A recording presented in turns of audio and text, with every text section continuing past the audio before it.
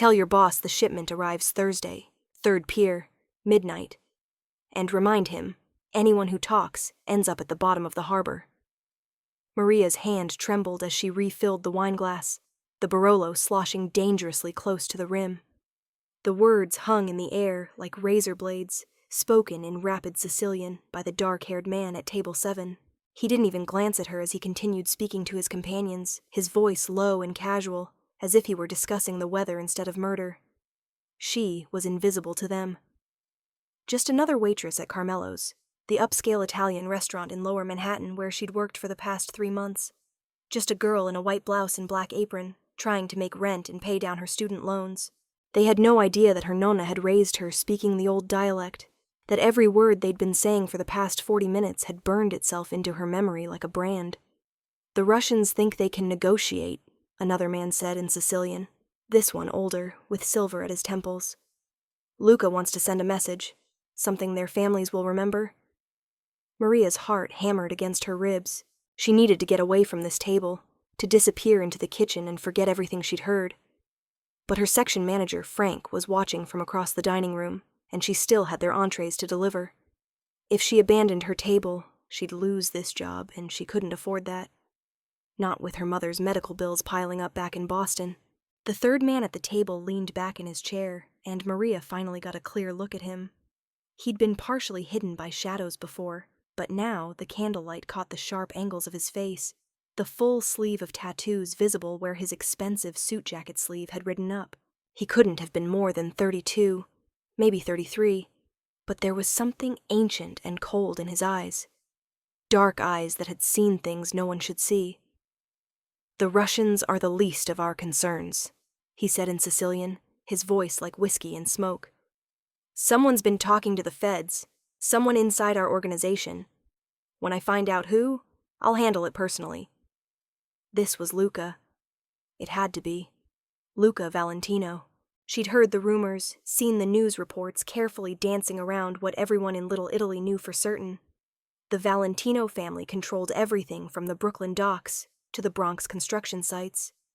And Luca was the youngest Don in New York history, having taken over when his father was murdered 3 years ago. He was also, Maria realized with a sick twist in her stomach, absolutely gorgeous in the most dangerous way possible. Dark hair swept back from a face that could have been carved from Carrara marble. Full lips that would have been sensual if they weren't currently discussing murder. And those eyes... God, those eyes that seemed to look straight through the world and find it wanting. "Your entrees, signori," she managed in English, her voice steady despite the terror coursing through her veins. She set down the plates with practiced efficiency. Osso buco for the silver-haired man, carbonara for the dark-haired one, and the branzino for Luca himself. "Finally," the dark-haired man muttered in Sicilian. "This service is terrible. The girl moves like a frightened rabbit." The words stung more than they should have. Maria bit the inside of her cheek and maintained her pleasant, blank expression. Let them think she didn't understand. Let them believe she was just another ignorant American waitress who couldn't tell Sicilian from Spanish. "Anything else I can get for you, gentlemen?" she asked in English, already backing away from the table. Luca's eyes flicked up to her for the first time, and the impact of his gaze nearly made her stumble. For one horrible second, she thought he could see right through her, could read every secret written on her face, but then he looked away, dismissing her as easily as one might dismiss a piece of furniture. "We're fine," he said in perfect, unaccented English. "Close the curtain on your way out." The private dining section at Carmelo's had heavy velvet curtains that could be drawn for privacy. Maria had been reaching for the gold cord when she heard it. 3 words in Sicilian that made her blood run cold. "She's the one." The dark-haired man was looking at something on his phone, his face pale in the blue light. "Marco just sent this, the Fed's witness, the waitress who saw the Caruso hit last month. This is her." "You're sure?" Luca's voice had gone flat, emotionless. "Look at the photo. Same girl. Maria Castellano, 28, moved here from Boston 3 months ago. She was working at that cafe in Brighton Beach when Marco took care of the Caruso problem." Maria's hand froze on the curtain cord. Her vision tunneled. She hadn't seen anything at that cafe. She'd been in the back, counting tips, when she heard the gunshots. By the time she'd run to the front, there was just a man on the floor and people screaming and someone shouting to call 911. She'd given a statement to the police, but she hadn't seen anything, couldn't identify anyone. But these men didn't know that. All they knew was that her name was on some federal witness list, and in their world, that was a death sentence. "Bring her back here," Luca said quietly. "We'll finish dinner first. Then we'll take her somewhere quiet and find out what she told them." The somewhere quiet echoed in Maria's head as she stumbled away from the table, the curtain falling closed behind her. Her legs felt like water. The restaurant swam around her, the twinkling lights, the other diners laughing and talking, the smell of garlic and wine and fresh bread. Everything seemed surreal, like she was watching her life from underwater. She couldn't go back to that table. But if she ran, they'd know she understood, and they'd come after her. If she stayed, they'd take her after her shift, and she'd disappear like so many others had disappeared in this city. Another missing person who'd never be found. The kitchen doors swung open and Frank appeared, frowning at her. "Table 7 needs more wine. What are you doing just standing there?" Her mouth was dry. "I need... bathroom. Just a minute." "Make it fast. Those guys are big tippers if you don't screw it up." Big tippers. Right. Maria walked toward the bathroom on legs that didn't feel like her own, her mind racing. She could call the police, but what would she say? That she'd overheard some men speaking Sicilian? They'd been careful. No names of victims, no specific details that could be traced. And by the time any cops arrived, Luca and his men would be gone, and they'd know she'd talked. She could run right now, out the back door, disappear into the Manhattan night. But they knew her name, where she worked. They'd find her mother in Boston, her younger brother at NYU, Nonna in her nursing home in the North End. The bathroom mirror reflected a pale face, wide green eyes, dark blonde hair escaping from its bun. She looked terrified. She looked guilty. She looked exactly like someone who'd understood every word they'd said.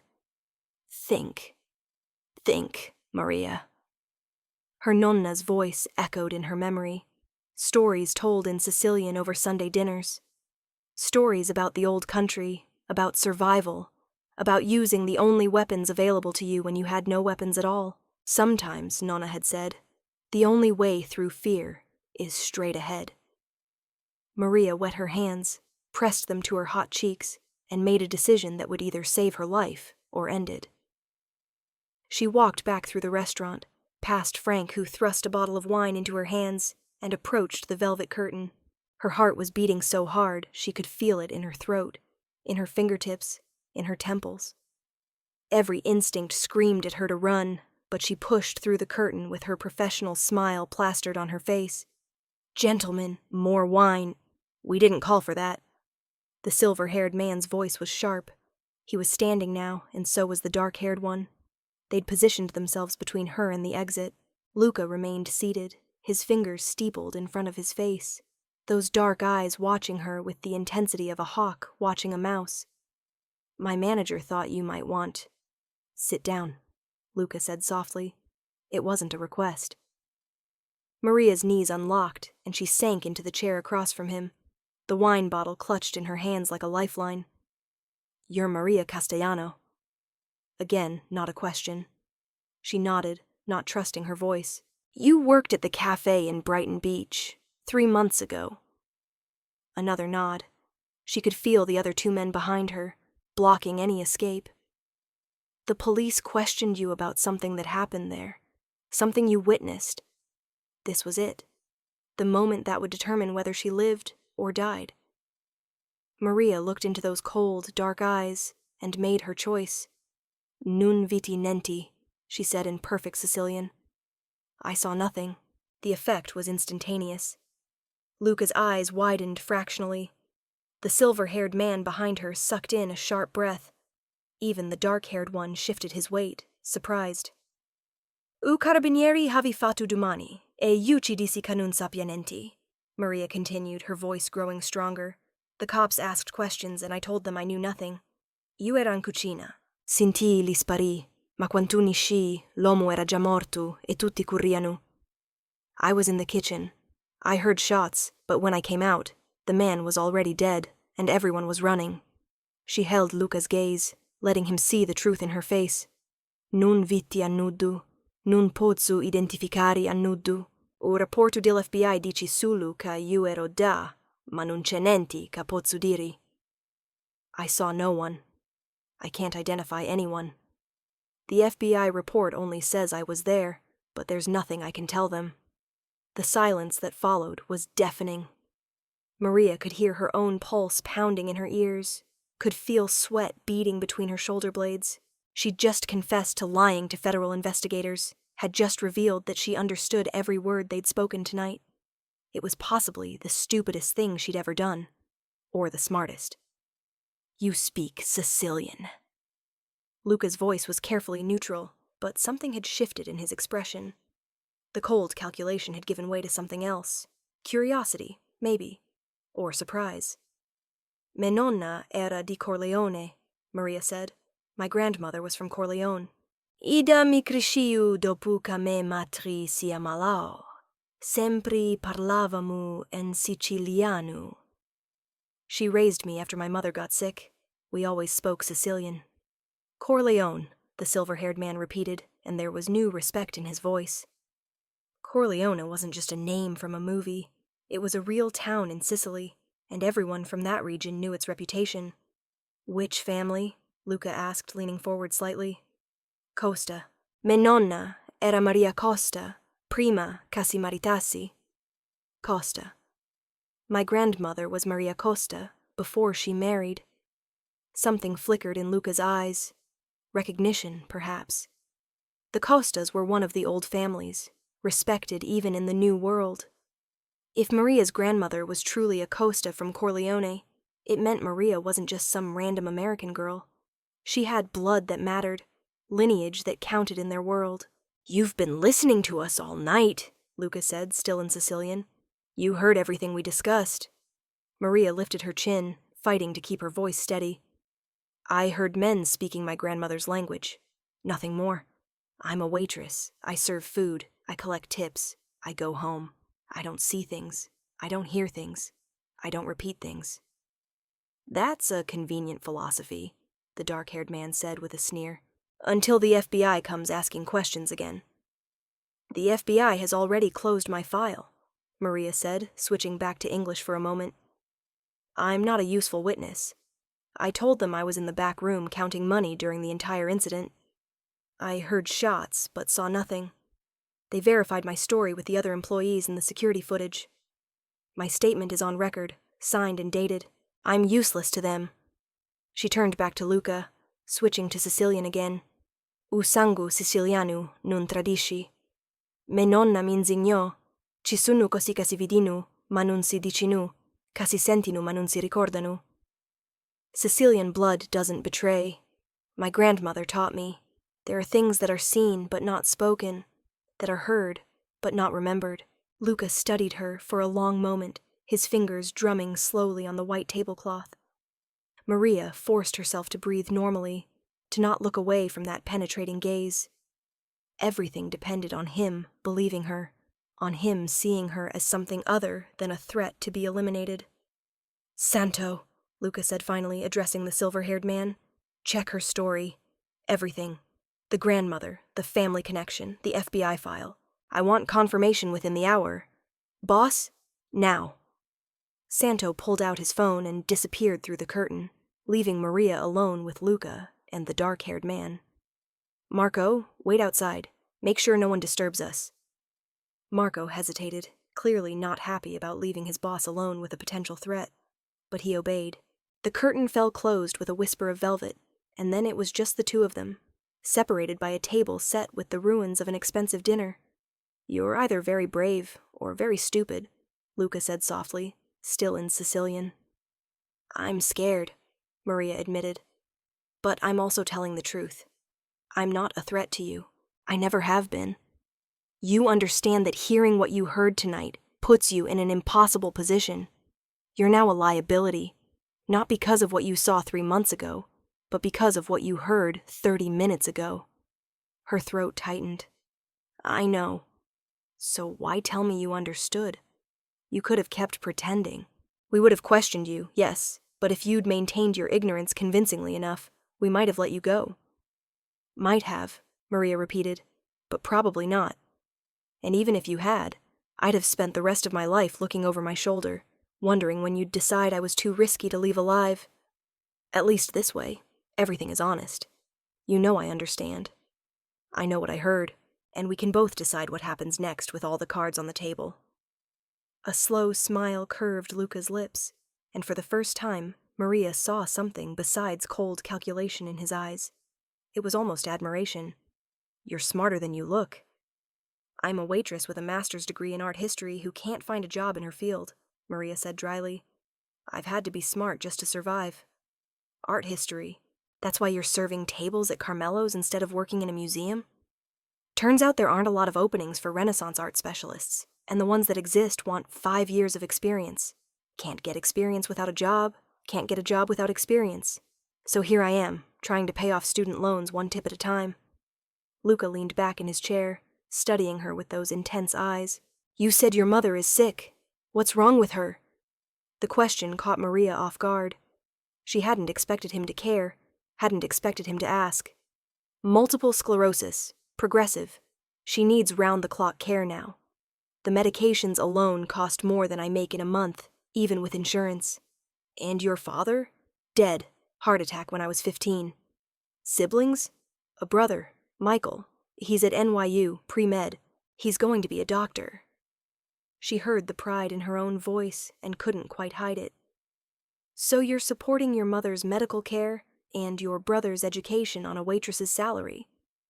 It wasn't a question, but Maria nodded anyway. My grandmother's Social Security helps, but it's not enough. Michael has scholarships, but they don't cover everything. I do what I have to do, including keeping your mouth shut about things you overhear. Including that. Luca was quiet for a moment, his dark eyes never leaving her face. Maria felt like he was reading her, the way scholars read ancient texts, looking for hidden meanings, searching for truth between the lines. Tell me something, Maria Castellano, he said finally. Why aren't you married?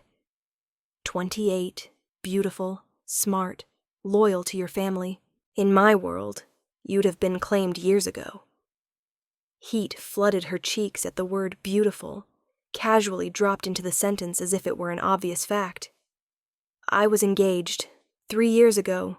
He left when my mother got really sick and the medical bills started piling up. Said he didn't sign up for that kind of burden. Something dark flickered across Luca's face. He's an idiot. He's a corporate lawyer in Boston, happily married to someone whose family doesn't come with complications. Still an idiot. Luca reached for his wine glass, took a slow sip, his eyes never leaving hers. Here's what's going to happen, Maria. Santo is going to confirm your story. Assuming he does, and I have a feeling he will, you're going to continue working here at Carmelo's. You're going to be your normal professional self. You're going to serve my table whenever I come in, which will be regularly, and you're going to forget everything you heard tonight. Maria's shoulders sagged with relief. I can do that. I'm not finished. His voice took on an edge. You're also going to give me your phone number. You're going to accept my help with your mother's medical bills. Don't argue. I can see you're about to. Because anyone with Costa blood who understands Omerta deserves better than drowning in debt. And you're going to trust that I will protect you from any fallout from tonight, or from that incident in Brighton Beach, or from anything else that might threaten you or your family. Maria stared at him, her mind reeling. Why would you do that? Because you did something tonight that almost no one has ever done. You surprised me. You were honest when lying would have been easier. You showed respect for the old ways, the old code. And because, he paused, something shifting in his expression, because I've spent the last hour planning to kill you, and it would be a waste of a sharp mind and a brave heart. I don't want your money, Maria said, even as part of her screamed at the stupidity of refusing help. I don't want to be obligated to you. You'll be obligated to me regardless, simply by knowing what you know. The money isn't to create a debt. It's because your grandmother was a Costa, and the Costas are allied with the Valentinos. That makes you family in a way. We take care of family." The curtain rustled, and Santo stepped back through, phone in hand. "It all checks out, boss."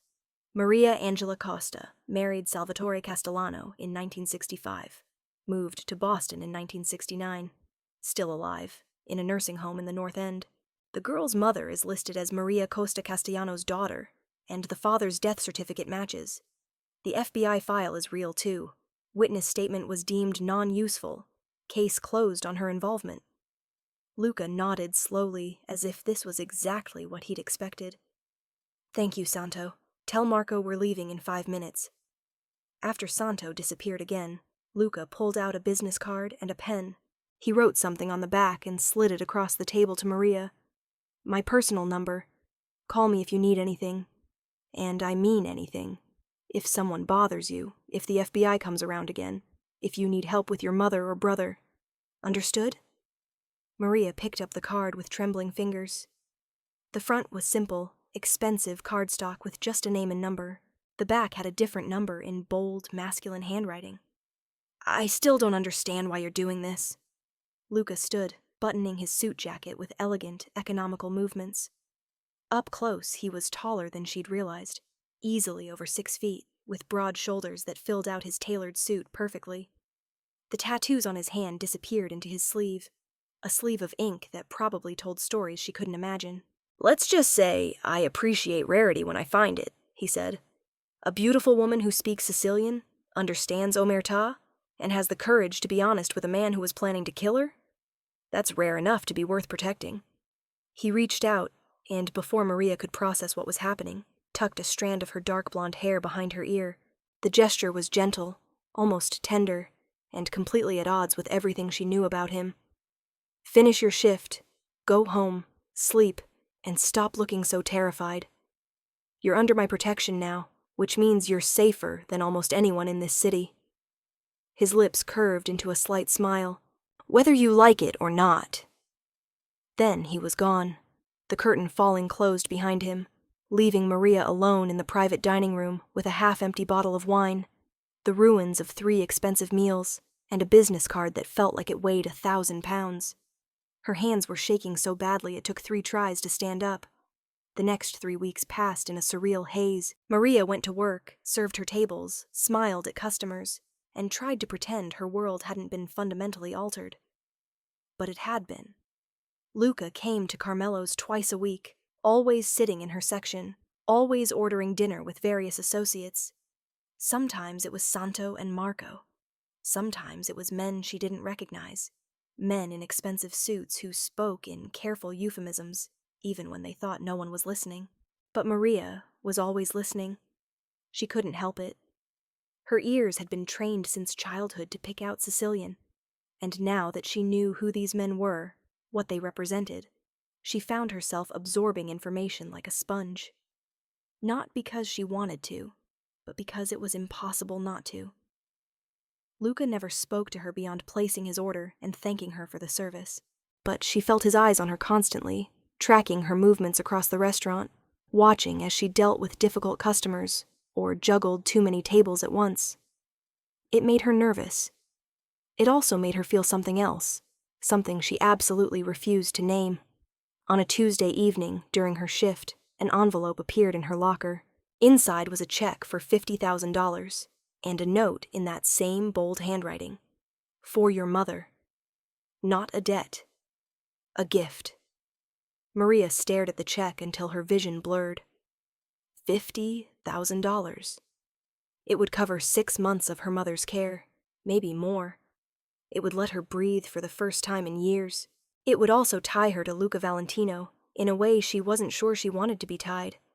She kept the check in her wallet for 3 days, unable to decide what to do.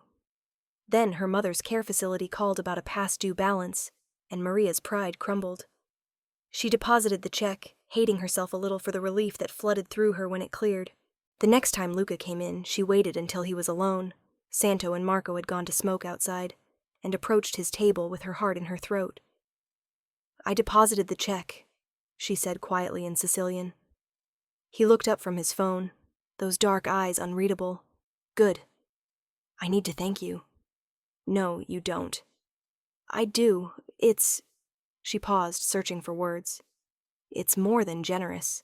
It's life-changing. Then consider your life changed. He set down his phone and leaned back in his chair, studying her. You look tired. She was tired. Exhausted, actually. Between double shifts at the restaurant and visiting her mother on her days off, she'd barely slept in weeks. I'm fine. You're a terrible liar. Have you eaten today? Maria blinked at the question. I had coffee this morning. Coffee isn't food. When does your shift end? 11. Luca checked his watch. 2 hours. When you're done, you're having dinner. I have dinner here. You have whatever scraps the kitchen lets you take home. I'm talking about real food, a real meal, sitting down like a civilized person. His tone brooked no argument. There's a place 3 blocks from here that stays open late. I'll have Marco take you. You don't have to. Maria. The way he said her name, low and firm, made her breath catch. You work 60-hour weeks to support your family. You gave me honesty when most people would have given me lies. You accepted help for your mother, even though your pride made it difficult. The least you can do is let me buy you a meal. She should say no. She knew she should say no. Getting closer to Luca Valentino was dangerous on multiple levels, not least of which was the way her pulse jumped every time he looked at her. But she was so tired of being strong all the time, so tired of carrying everything alone. Okay, she heard herself say. Thank you. Something warm flickered in Luca's eyes. Good. Now go serve your tables. And Maria, try to act like you're not being held hostage. You're safe with me. The strange thing was, she believed him. The restaurant Marco took her to was small, tucked into a side street in Little Italy, with checkered tablecloths and candles and wine bottles. It was the kind of place locals went, where the owner knew everyone's names and the menu was written in Italian on a chalkboard. Luca was already there, seated at a corner table with a bottle of wine and 2 glasses. He'd taken off his suit jacket and rolled up his shirt sleeves, revealing the full tattoo sleeve on his right arm. A stunning piece of art that depicted scenes she couldn't quite make out in the dim lighting. You changed, Maria said, sliding into the seat across from him. She'd taken off her work apron and let down her hair, but she was still in her white blouse and black pants. So did you. You look better without your hair scraped back. Heat crept up her neck. It's not exactly professional to serve tables with my hair down. You're not serving tables now. He poured her a glass of wine. This is Nero d'Avola from Sicily. Try it. Maria took a sip and nearly moaned. It was rich and full-bodied, with notes of cherry and spice, better than anything she'd tasted in years. That's incredible. My family's vineyard. The bottles don't get exported. They're just for family and close friends. Then I'm honored. You should be. But he smiled when he said it, taking the edge off. A waiter appeared, an older man who nodded respectfully at Luca and didn't bother with menus. He just started bringing food. Fried artichokes, burrata with tomatoes and basil, fresh bread still warm from the oven. Then pasta alla norma, perfectly cooked eggplant and ricotta that melted on Maria's tongue. Then branzino, grilled whole with lemon and herbs. This is too much food, Maria protested even as she reached for another bite. You need it. When's the last time you ate a real meal? She couldn't remember. I don't really have time for sit-down dinners. You're making time now. Luca refilled her wine glass. Tell me about your degree. Art history? What specifically? It had been so long since anyone had asked about her education, her real interests, that for a moment Maria didn't know what to say. Renaissance art, specifically Italian. My thesis was on women patrons of the arts in 15th century Florence. Women patrons? I would have thought most patrons were men. They were, but there were more women involved than history usually acknowledges. Lucrezia, Tornabuoni, Clarice de Medici, others. They commissioned works, supported artists, shaped the cultural landscape. But because they were women, their contributions got minimized or attributed to their husbands and sons. Luca leaned forward, genuinely interested. Sounds like history has a habit of overlooking powerful women. History has a habit of being written by powerful men. Touché. He smiled, and it transformed his face. Without the cold mask he usually wore, he looked younger, more approachable. Still dangerous, that would never change, but human. If you could work anywhere, do anything in your field, what would it be? The Met, Maria said without hesitation.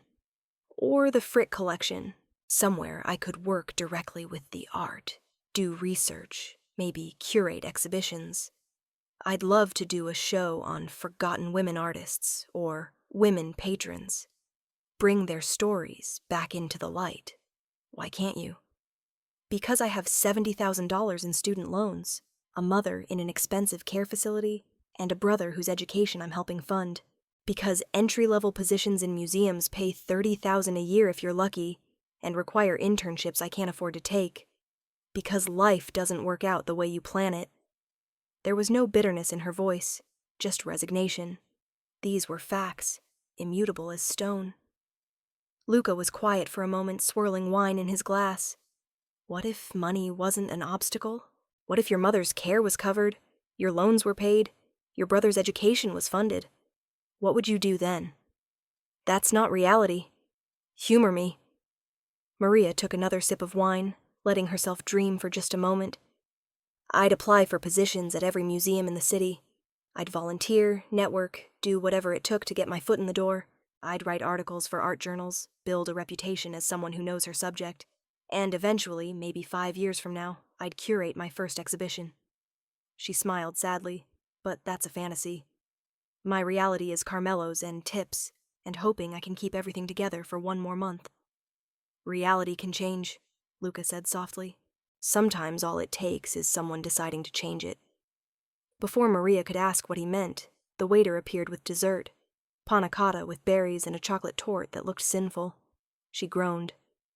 I can't eat another bite. Try. She did, and it was transcendent. They shared the desserts between them, and somewhere in the middle of the meal, Maria realized she was happy. Actually, genuinely happy, for the first time in months, maybe years. It was dangerous, this happiness. She knew that. Luca Valentino wasn't a good man. He couldn't be, not in his position. He'd probably killed people, definitely hurt them. He operated outside the law, outside normal morality. But he'd also saved her life, protected her, helped her mother. And right now, in this moment, he was looking at her like she mattered, like her dreams and hopes and fears were things worth hearing about. Thank you for this, Maria said quietly. Not just the meal, the whole evening. I didn't realize how much I needed it. You shouldn't have to carry everything alone, Luca said. It's not weakness to accept help. Says the man who's clearly never needed help from anyone. Something dark flickered across his face. You'd be surprised. Everyone needs help sometimes, Maria. Even people like me. We just can't afford to show it. There was a weight to his words, a glimpse of something beneath the controlled surface. Maria wondered what Luca Valentino's life was really like, behind the expensive suits and the reputation. Who did he trust? Who did he turn to? Or was he truly alone at the top, surrounded by associates and soldiers, but no real friends? Do you have family? She asked. Besides your organization? A sister. Carmela. She's 26, lives in Florence. She's an artist, actually. Painter. Does she know about, Maria gestured vaguely, about the family business? Yes. She hates it. Hasn't spoken to me in 2 years. He said it flatly, but Maria heard the pain underneath. She thinks I had a choice. She doesn't understand that when my father was killed, someone had to take over, and that someone was me. If I'd walked away, everything would have fallen apart, and a lot of people who depend on our family would have suffered. That's a heavy burden. It's the burden I was born to carry. He met her eyes. Not so different from you, really. You didn't choose to have a sick mother or student loans or a brother to support, but you carry it anyway, because it's yours to carry. The parallel was uncomfortable but accurate.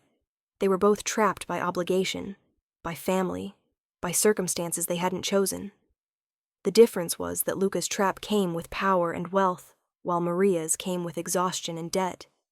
Or at least, that had been the difference. Now, with Luca's help, her burden was lighter, and she had no idea what he expected in return. "Why are you really doing this?" she asked. "The money, the protection, this dinner. What do you want from me?" Luca was quiet for a long moment, studying her face in the candlelight. "What do I want?" he repeated slowly. "That's a dangerous question, Maria." Her heart was suddenly pounding. Dangerous how? Because the honest answer is complicated. He reached across the table and took her hand, his fingers warm and calloused. "I want you to be safe. I want you to stop looking so scared all the time. I want to help you because you deserve help, and because I can provide it, and because the idea of you struggling alone makes me irrationally angry. That doesn't sound complicated." "I'm not finished." His thumb traced slow circles on the back of her hand, sending shivers up her arm. "I also want to know more about you.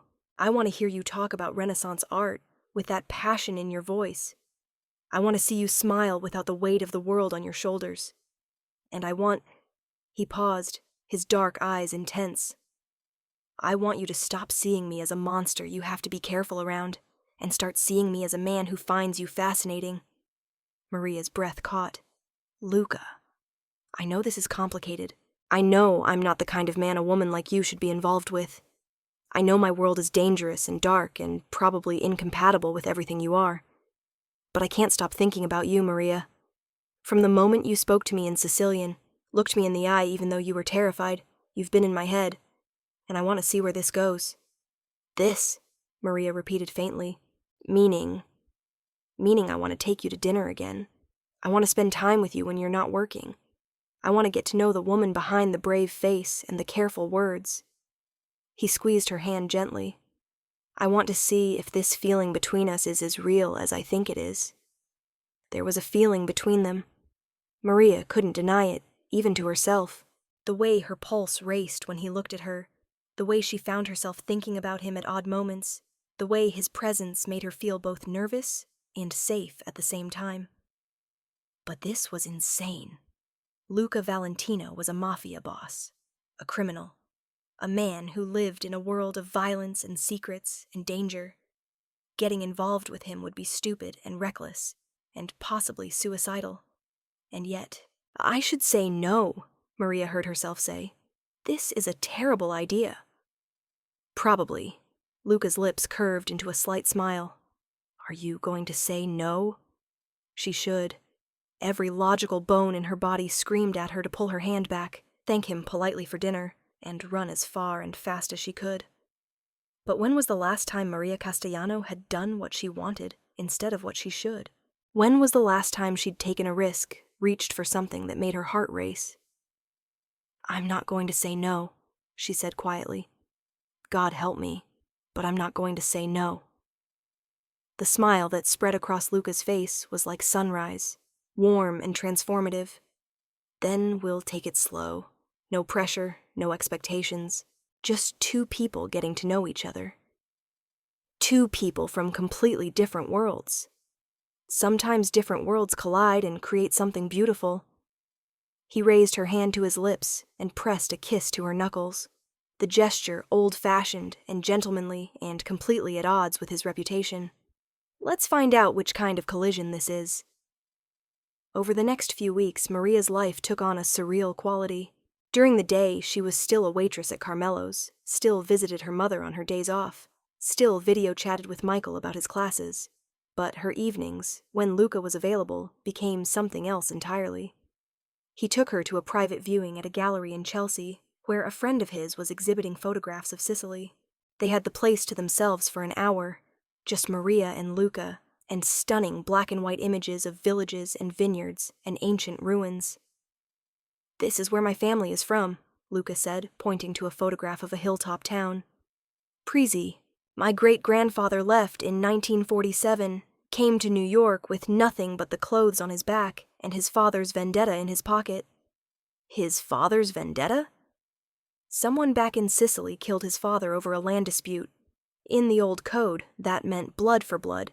My great-grandfather couldn't exact revenge himself, so he carried the vendetta to America, waited 20 years, and then went back and settled it. Luca said it casually, as if discussing a trip to the grocery store. Did he kill the man who killed his father? The man's son, actually. The original killer was already dead, but the debt transferred. He glanced at her. I'm not telling you this to scare you. I'm telling you so you understand where I come from. Vendetta, honor, blood. These aren't abstract concepts in my world. They're laws older than any government. And you follow those laws. I do. Because if I don't, if I show weakness or mercy where none is warranted, my own people will turn on me. Leadership in my world isn't democratic, Maria. It's earned through strength and maintained through fear and respect. The moment I'm seen as weak, I'm dead. It was a sobering reminder of who Luca really was, what his life entailed. But Maria was beginning to understand the weight he carried, the impossible balance he had to maintain. Another night, he took her to Lincoln Center for a ballet performance. They sat in a private box, and Luca explained that his mother had loved ballet, had brought him to performances as a child before she died when he was 12. She wanted me to appreciate beauty, he said quietly, watching dancers move across the stage. She said a man who only knows violence becomes a monster, but a man who understands art, music, beauty, he stays human. Did it work? Luca turned to look at her, his dark eyes unreadable in the dim light. You tell me, am I a monster? Or a man? You're both, Maria said honestly. And I think that's what scares me most. Because monsters are easy. You run from them. But a man you might fall for. His hand found hers in the darkness, fingers intertwining. Would that be so terrible? Falling for me? It would be complicated. Complicated isn't the same as terrible. No, Maria admitted. But it's close. He kissed her for the first time that night, outside her apartment building in the light rain that had started falling. It was gentle and slow and devastating, his hands cradling her face like she was something precious, his lips tasting of the wine they'd shared. When he pulled back, Maria was breathless, her heart hammering against her ribs. I should let you go inside, Luca said, but he didn't release her. You should, Maria agreed, but she didn't step back. Maria! Her name was a prayer on his lips. I meant what I said about taking this slow. But you need to know, when I decide something is mine, I don't let it go easily, and I've decided you're mine. It should have sounded possessive, controlling. Instead, it sounded like a promise, like protection and devotion wrapped into one statement. I'm not a thing to be owned, Maria said softly. No, you're a woman to be cherished. There's a difference. He pressed another kiss to her forehead. Go inside. Sleep. And tomorrow, if you're free, I want to show you something. What? A surprise. A good one, I promise. Maria went inside with her lips tingling and her mind spinning. She was in so much trouble, and the worst part was, she couldn't bring herself to care.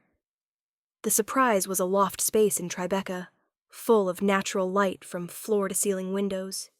It was empty except for a few pieces of furniture, a desk, a chair, bookshelves waiting to be filled. I don't understand, Maria said, walking through the space. What is this? It's yours, Luca said, leaning against the doorframe with his arms crossed, watching her. Or it will be, if you want it. It's close to the Met, close to the Frick, close to all the museums you'd want to work at. There's space for an office, a library, room to work on research or writing. And the bedroom has an ensuite, so you could stay here instead of commuting from your apartment if you're working late. Maria turned to stare at him. Luca, this is too much. I can't accept this. Why not? Because apartments in Tribeca cost a fortune. Because I haven't done anything to deserve this. Because, she struggled for words. Because this feels like you're trying to buy me, and I don't know how to process that. Luca pushed off the doorframe and crossed to her, his expression serious. I'm not trying to buy you, Maria. I'm trying to give you the tools to build the life you want. This isn't about obligation or debt. It's about seeing potential in someone and helping them reach it. But why? Why me? Because you're brilliant and passionate, and you deserve better than serving tables at a restaurant. Because helping you feels right in a way nothing in my life has felt right in years. Because, he paused, cupping her face in his hands. Because I'm falling in love with you, Maria Castellano, and I want to see you thrive. The words hit her like a physical blow. Love. He was falling in love with her? We barely know each other, she whispered. I know you take your coffee black with 1 sugar. I know you worry about your brother's organic chemistry grade. I know you visit your mother every Sunday and read her poetry in Sicilian. I know you have a small scar on your left hand from burning yourself on a pan at your first restaurant job. I know you love Botticelli, but find Caravaggio's use of light more interesting. I know you bite your bottom lip when you're nervous and you hum while you work. His thumb traced her cheekbone. I know enough, Maria, and I want to know everything. Tears stung her eyes. This is insane. You're a criminal, I know. His voice was gentle.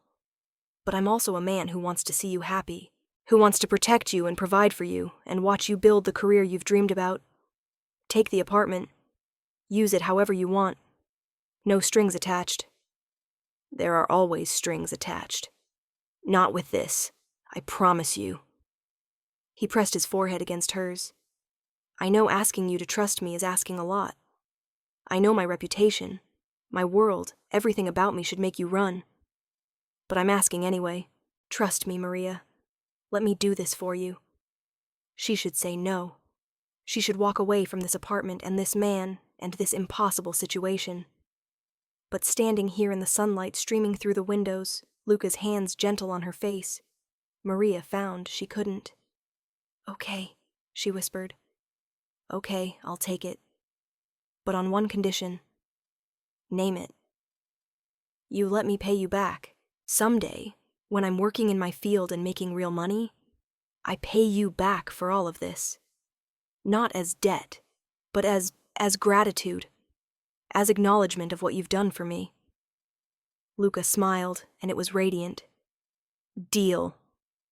Though you should know I'm not holding my breath on repayment. This is a gift, freely given. Still, Maria insisted, it matters to me.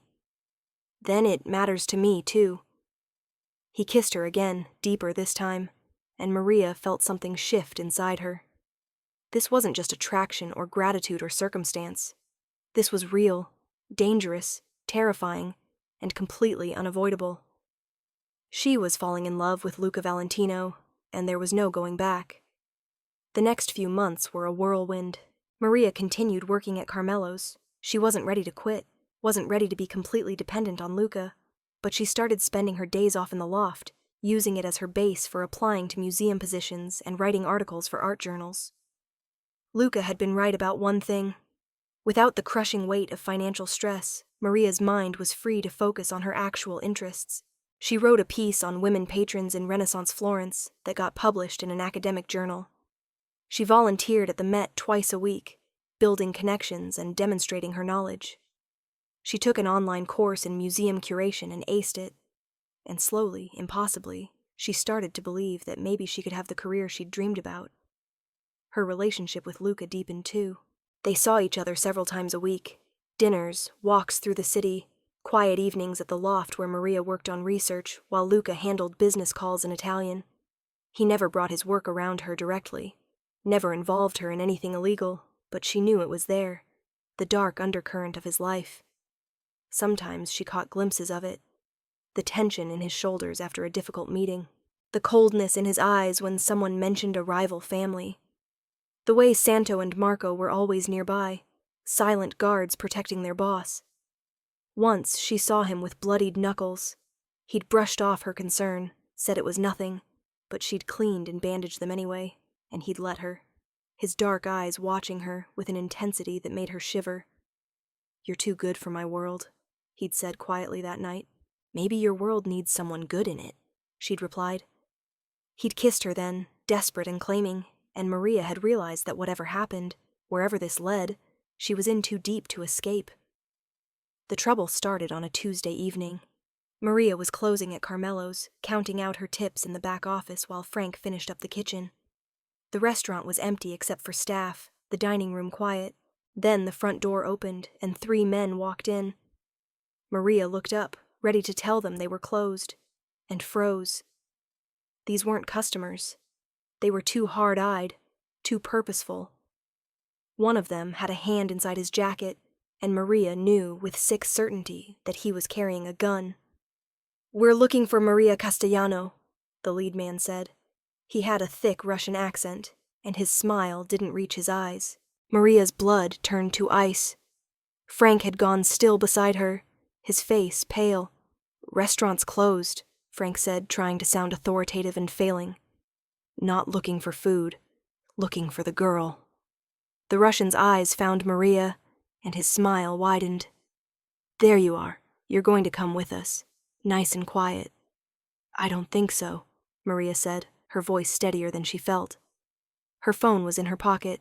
If she could just... The Russian pulled out his gun, pointing it casually at Frank. "Maybe I'm not being clear. You come with us, or we shoot your manager. Then we take you anyway. Your choice." Maria's mind raced. These were the Russians Luca had been worried about, the ones trying to muscle in on Valentino territory. They must have found out about her connection to Luca. They were going to use her as leverage. "Don't shoot him," Maria said quickly. "I'll come. Just don't hurt anyone." "Smart girl." The Russian gestured with his gun. "Let's go." Maria's hand closed around her phone in her pocket. As she walked toward the Russians, she managed to unlock it, find Luca's number by touch alone, and hit call. Then she left the call running, praying he would answer, would hear what was happening. The Russians hustled her out to a black SUV idling at the curb. One of them patted her down, roughly, inappropriately, and found the phone. He looked at the screen, saw the active call, and his face darkened. "She's on the phone. It's calling someone named Luca." The lead Russian swore in Russian and grabbed the phone. "Valentino, can you hear me?" He laughed. "Yeah, I thought so. We have your little girlfriend. If you want her back in one piece, we need to have a conversation about territory. The docks belong to us now. You want to dispute that? You do it without federal witnesses on your side. Understand?" Maria couldn't hear what Luca said, but she saw the Russian's smile falter. "Big talk for a man whose woman is sitting in my car. You have 2 hours to think about my offer. Then I call you back with a location for the exchange. Come alone, no weapons, or she dies." He ended the call and smashed the phone against the ground. Then he got in the SUV, and they drove. Maria tried to keep track of where they were going, but after a series of turns through Brooklyn, she lost her bearings. They ended up at a warehouse near the waterfront, the kind of anonymous industrial building that probably saw a lot of illegal activity. Inside, they zip-tied her to a chair in what looked like an office. Grimy windows, a desk, some filing cabinets. The lead Russian sat on the desk, gun resting casually on his thigh. "Nothing personal, you understand?" he said in his heavily accented English. "But Valentino needs to learn that New York isn't his anymore. Times are changing. Russians control half this city now, and we're going to control the other half soon." Maria didn't respond. Her mind was working furiously, trying to find a way out. The zip ties were tight, cutting into her wrists. The door was guarded by one of the other Russians. Even if she got free, she'd never make it out. Her only hope was Luca. 2 hours later, the Russian's phone rang. He answered, listened, then smiled. "Good. You're being smart. The old pier at Red Hook, Pier 7. 1 hour. Come alone." He hung up and looked at Maria. "Your boyfriend loves you. Stupid, but touching. He's going to trade himself for you." "He's going to kill you," Maria said quietly. The Russian laughed. "He's going to try, but I'll have 20 men at that pier, and he'll have none. Even the great Luca Valentino can't fight those odds." Maria's heart sank. This was a trap, and Luca was walking into it. Because of her. When they moved her to the pier an hour later, Maria's dread had crystallized into cold terror. The pier was deserted, lit by a few weak streetlights and the moon reflecting off the water. The Russians positioned her at the end of the pier, still zip-tied, with guards on all sides. And then they waited. Luca arrived exactly on time, walking down the pier alone. No Santo, no Marco, no backup visible. He looked calm, his hands in his pockets, his stride unhurried. But Maria could see the tension in his shoulders, the cold fury in his eyes.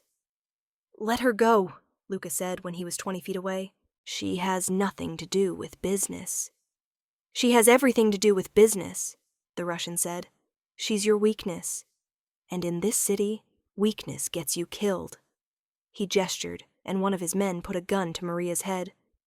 Maria tried not to flinch, but she couldn't help it. The metal was cold against her temple. "Here's what happens," the Russian continued.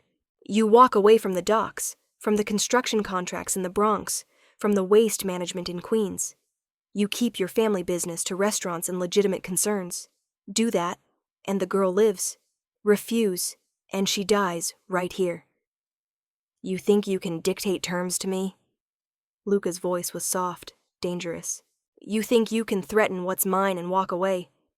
"I think I'm holding all the cards." "Then you're stupider than you look." Luca pulled his hand from his pocket, and Maria saw he was holding something small, a radio or phone. "Now!" The pier exploded into chaos. Gunfire erupted from the darkness, from the warehouse roofs, from boats in the water, from vehicles that suddenly appeared with headlights blazing. The Russians scattered, trying to return fire, but they were outgunned and outmaneuvered.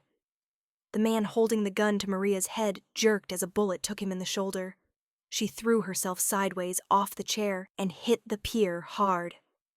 Zip ties still bound her wrists, but she managed to roll away from the fighting. Luca was moving through the chaos like a demon, a gun in each hand. He shot the lead Russian in the leg, then the arm, dropping him to the pier, screaming. Then he was beside Maria, cutting through her zip ties with a knife that appeared from somewhere. "Are you hurt?" His hands ran over her, checking for injuries. "I'm fine." "Luca, there were so many of them." "I know. I've been tracking you since they took you from Carmelo's." He pulled her to her feet, shielding her with his body as gunfire continued around them. "Santo, clear?" "Clear, boss." Santo's voice came from somewhere in the darkness. The shooting stopped. The Russians who weren't dead or wounded were being zip-tied by Luca's men. She counted at least 30 of them, heavily armed, professional. This hadn't been a rescue. It had been a slaughter. Luca walked her past the carnage to a car waiting at the entrance to the pier. Marco was there, holding the door open. "Get her home," Luca told him. "Don't leave her alone." "You're not coming?" Maria's hand clutched his jacket. "I have to finish this." His dark eyes were cold, merciless. The man she'd fallen in love with was gone, replaced by the mafia boss who ruled through fear. "These men threatened you, hurt you. That can't stand. I need to send a message." "Luca." He kissed her, hard and claiming. "I'll come to you when it's done. Trust me." Then he was gone, walking back to where the lead Russian lay bleeding on the pier. Maria didn't see what happened next. Marco closed the car door and drove away, but she heard the gunshots echoing across the water. 3 of them, final and absolute. Luca came to the loft at dawn, his clothes spattered with blood that wasn't his. Maria had been pacing for hours, unable to sleep, terrified, and relieved, and shaken. "It's done," he said simply, stripping off his ruined jacket. "The Russians won't be a problem anymore." "You killed them." It wasn't a question. "Yes." He looked at her, his dark eyes steady. "They threatened you, Maria. They put a gun to your head. Did you think I'd let them live after that? She didn't know what she'd thought. "This is what your life is. This is what being with you means." "Yes." He crossed to her, taking her hands in his. "This is my world. Violence and blood and rules that don't make sense to anyone outside of it. and I will do whatever it takes to protect what's mine, including you, especially you. His grip tightened. If that's too much, if you can't accept that, tell me now. Because I can't change what I am, Maria. I can only promise that I will always keep you safe, no matter what it costs. Maria looked into his eyes. This man who terrified her and protected her and loved her in equal measure. She thought about the past few months, about the ways her life had changed since that night at Carmelo's, about how he'd helped her mother, supported her dreams, shown her a kind of devotion she'd never experienced. And yes, he was a killer, a criminal, a man who lived outside the law, and probably always would. But he was also the man who bought her wine from his family's vineyard, who listened to her talk about Renaissance art for hours, who kissed her like she was precious, who would burn down the world to keep her safe. I love you, Maria said quietly. God help me, but I love you. All of you, even the parts that scare me. The tension in Luca's shoulders released. Maria, but you need to understand something. She stepped closer, looking up at him. If we're going to do this, really do this, then I'm not going to be some sheltered princess you keep away from your life. I know what you are. I accept it. But don't treat me like I'm too fragile to handle reality. A slow smile spread across his face. You're remarkable, you know that. I'm practical. There's a difference. But she smiled too, unable to help herself. Luca pulled her into his arms, holding her tight against his chest. She could hear his heartbeat, steady and strong. Marry me, he said into her hair. Maria pulled back to look at him. What? Marry me. Not someday, not eventually. Soon. Because tonight showed me that life is fragile and dangerous, and I don't want to waste another day without you being mine completely. He cupped her face. Marry me, Maria. Let me protect you, provide for you, love you the way you deserve. Say yes. Her heart was racing. Luca, we've only been together a few months. I don't care. I've known since the night you spoke to me in Sicilian that you were different, that you mattered. Time doesn't change that. His thumb brushed her cheek. Say yes. It was insane, reckless, moving way too fast. Yes, Maria heard herself say. Yes, I'll marry you. Luca kissed her then, deep and claiming and full of promise, and Maria kissed him back. This dangerous, complicated, impossible man who had turned her world upside down. When they finally broke apart, both breathless, Luca pressed his forehead to hers. I'm going to make you happy. I swear it. You already have, Maria said softly. The wedding happened 2 weeks later, a small ceremony at a church in the Little Italy. Maria wore a simple white dress, vintage lace she'd found at a boutique in Soho. Luca wore a black suit that fit him like it had been made for him, which it had. Her mother was there, brought down from Boston in a medical van, tears streaming down her face.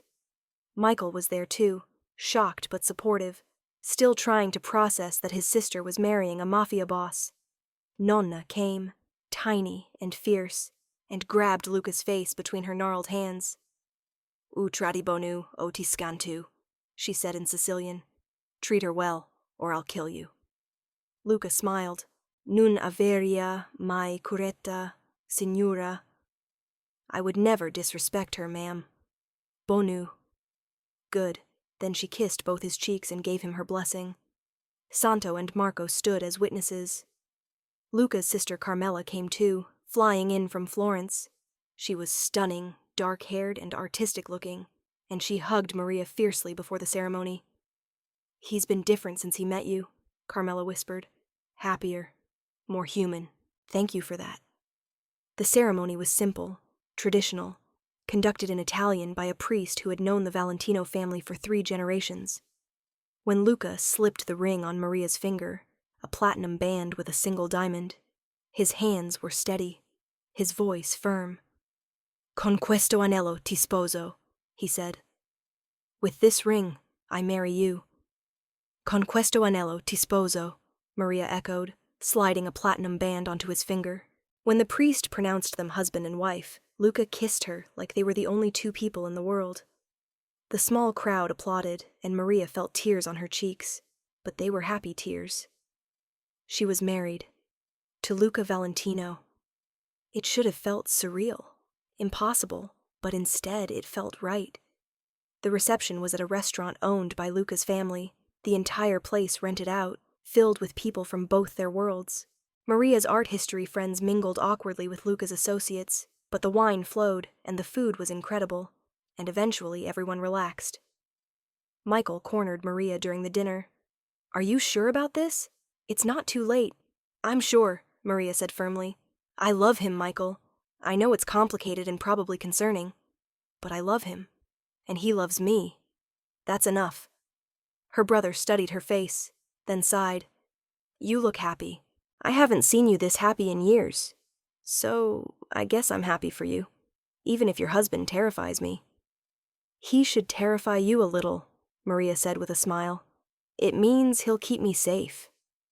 Later that night, in the loft that was now officially their home, Luca carried her over the threshold. He'd shed his jacket and tie, rolled up his shirt sleeves, and he looked younger, more relaxed than she'd ever seen him. "Hello, Mrs. Valentino," he said, setting her down gently. "Hello, Mr. Valentino." She ran her hands up his chest. "My husband." "Your husband," he agreed, "for the rest of our lives." He kissed her then, slow and deep, and Maria felt the rightness of it down to her bones. This was where she was supposed to be. With this man, in this moment, building this impossible life together. When they finally broke apart, Luca pulled a small box from his pocket. "I have something for you." Inside was a key on a simple chain. Maria looked at him questioningly. "It's to a space in the West Village," Luca explained. "Small gallery, perfect for exhibitions. I thought maybe you could use it for your first show. The one about forgotten women artists." Maria's eyes filled with tears. "Luca, you're going to be a curator, Maria, a brilliant one. This is just helping you start." He fastened the chain around her neck, the key resting against her heart. "Everything I have is yours now. My resources, my connections, my protection. Use them, build the life you've dreamed about, and let me stand beside you while you do." "I don't deserve you," Maria whispered. "You deserve everything." Luca cupped her face, his dark eyes intense. "And I'm going to spend the rest of my life making sure you have it." They made love that night with the New York skyline glittering outside the windows, and Maria felt something settle in her chest, a sense of home, of belonging, of rightness that she'd been searching for her whole life. She'd crossed paths with a ruthless mafia boss, and emerged not as a victim, but as his partner, his equal, his wife, and somehow, impossibly, it was exactly where she was meant to be. 6 months later, Maria stood in her gallery space, putting the final touches on her first exhibition. Invisible Hands, Women Patrons of the Renaissance, had taken months to prepare, and tomorrow was the opening night. Luca appeared in the doorway, leaning against the frame with his arms crossed, watching her adjust a placard. "It looks incredible." "You're biased," Maria said, but she smiled. "I'm honest." He crossed to her, pulling her into his arms. "You've done something remarkable here, Mrs. Valentino. Your nonna would be proud." Maria's grandmother had passed away peacefully in her sleep 2 months ago, but not before seeing Maria's wedding photos and hearing about the gallery. "Proud," she'd whispered in Sicilian. "So proud." "I couldn't have done it without you," Maria said. "You would have found a way. I just made it easier." Luca pressed a kiss to her temple. "Now come home. You've been here for 12 hours. You need food and rest." "After I finish. Now, Maria." His voice held that edge of command that still sent shivers down her spine. "I've been patient all day, but I want my wife home, fed, and in my bed. In that order." Maria laughed. "So demanding." "You married a mafia boss, amore. What did you expect?" She looked around the gallery one more time, her gallery, her exhibition, her dream made real, and then took her husband's hand. "Okay, let's go home." They walked out into the Manhattan evening, hand in hand. To anyone watching, they looked like any other young couple in love. No one would guess the complicated history that had brought them together, the danger they'd survived, the impossible love they'd built. But Maria knew, and as Luca's fingers tightened around hers, she knew he remembered too.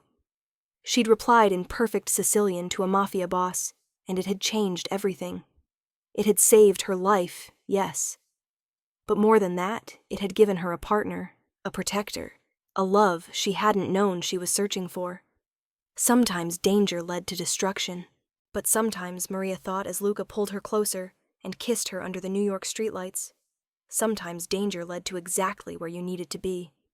Ti amo, she whispered in Sicilian. I love you. Ti amo cu tutto il mio cuore, Luca replied. I love you with all my heart. Ora e sempre. Now and always. Now and always. It was a promise, a vow, a declaration of everything they'd become to each other. And as they disappeared into the Manhattan night, Maria knew with absolute certainty that she'd made the right choice. She'd chosen danger. She'd chosen love. And in the end, they'd turned out to be the same thing.